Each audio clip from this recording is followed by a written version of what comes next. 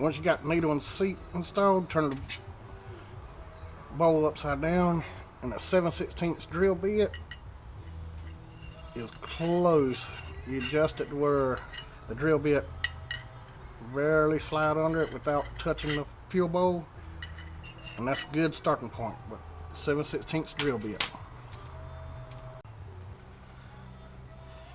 Then install a new gasket, a new nut, install your other gasket, and hold your nut while you put your screw in. Then tighten everything up. Now install your umbrella check valve. Put it in the hole right there while it's still turned upside down, and give it a little pull to its seats. But you see it's sticking up high and the float don't travel all the way, so take a little pair of snips and snip the end off.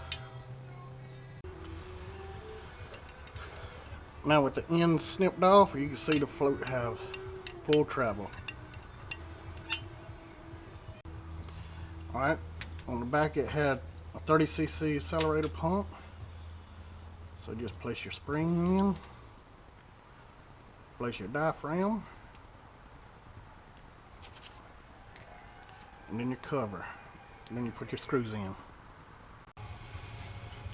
Once you got it tight, just give it a little working, make sure everything's working good and it's not binding, and get your new gasket for your sight plug and install your sight plug.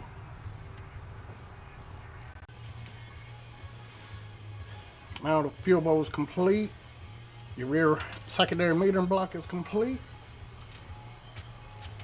Go through, get your fuel bowl gasket, metering block gasket, then install everything onto the main body. Now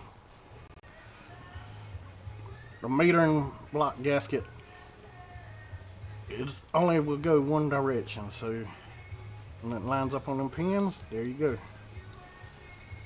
And your fuel bowl gasket, it only goes in one direction, and it's got pins that help you line everything up.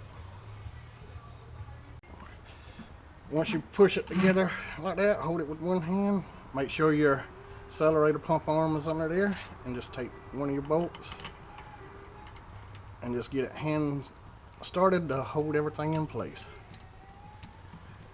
Then you got put your other ones in.